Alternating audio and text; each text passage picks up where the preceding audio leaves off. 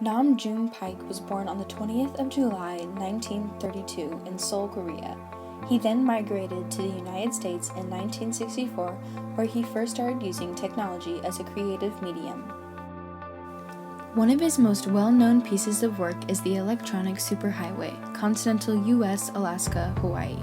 The electronic superhighway is an installation that represents the way the U.S. is evolving in regards to how fast we spread our information. With the emergence of the internet, Paik knew that the news and current events could be spread faster than ever.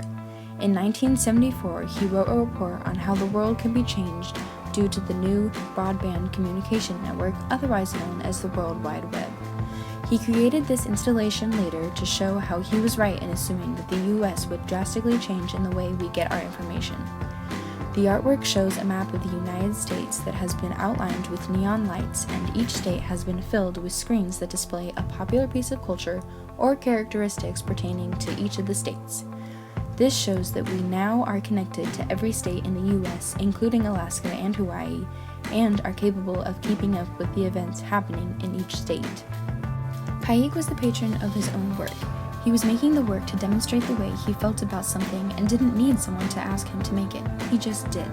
This was a break in tradition commonly found in the Fluxus style art. This style was all about challenging the tradition of high art and making it more accessible for the common people. Paik made whatever he felt passionate about or had an interest in. Most of the time, it involved some sort of technology, seeing as how interested he was with video and media production. This led to him being considered the father of video art.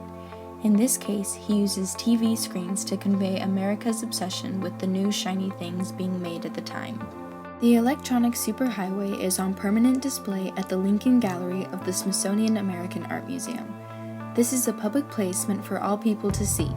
He wanted to make something that everyone had access to so that everyone, even the regular people, could view it. This was also a characteristic of the Fluxus style he worked in, to make art more available to the masses. Paik uses televisions and neon lighting in this work. The neon lights represent how people are attracted to the bright, shiny new things in life. It's used as a perimeter around all of the states, and even though sections are different colors, it still shows that we are all connected with each other now more than ever. It also represents the idea of a highway. In 1964, the Interstate Highway was made, which also happened to be the year Paik moved from his hometown Seoul, Korea to the United States.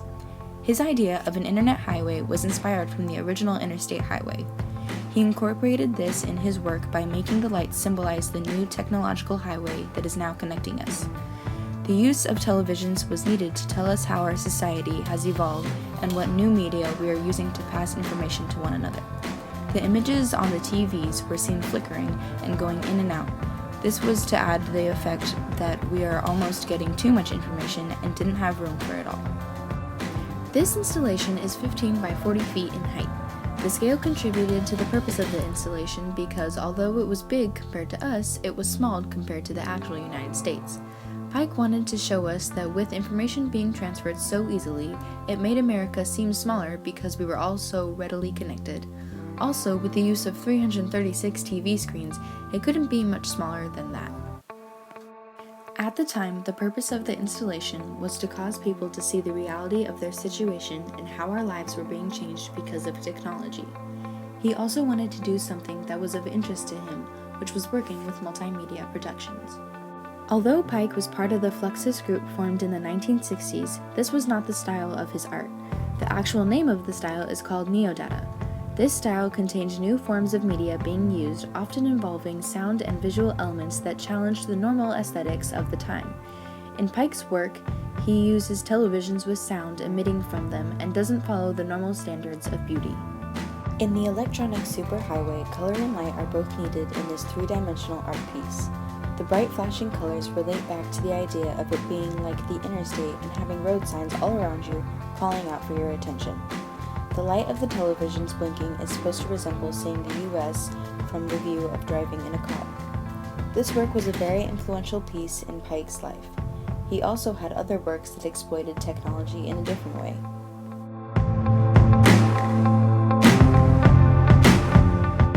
TV Garden was made 5 years after the electronic superhighway in 2000, also by June Paik. TV Garden is a pretty self-explanatory installation because it is literally TVs spread throughout living plants. Each of the TVs are playing a song called Global Groove, written in 1973 by June Paik and John J. Godfrey. Before Paik was even an artist, he was interested in music and creating it. This was one of the songs he made before moving to America while he was living in Germany. As far as music goes from the 70s, it's a pretty normal song. The beginning part is the only time it tells about technology, when it says TV guides will be as fat as the Manhattan phone book in a few years. The whole concept of a garden with TVs in it is twofold. It could be alluding to the fact that there needs to be a balance between the technology we now have to use and nature, or it could be saying media will lead us back to our primitive selves. Like his other works, Paik wanted to make this work himself and did not get told to do so from anybody. He was interested in making art for the sake of art. This installation is currently in place at the Guggenheim in New York and wraps around much of the building. It was meant to be seen by everyone, again as part of bringing art to the masses. The materials used in this work are real plants and around 30 TV screens all displaying the same thing. The plants needed to be alive, otherwise it would not have had the same effect on the viewers. The contrast between the living plant and the dead piece of metal is useful in displaying the work's function. The scale of this work was very large. It is an installation you have to walk through to see all of its parts. Its large scale is referencing how much technology has changed and how much it will change. The purpose of this work is almost to create a yin and yang effect of technology and nature. It displayed the world's need to have a balance between the two so we can maintain a healthy lifestyle. Without this balance, we would be overrun with the media and it would create a jungle of its own. Paik was never against new technology. He simply wanted to exploit it and find a creative value in it. In doing so, he turned into the father of video art. His contributions to the world of art still have an influence on us today.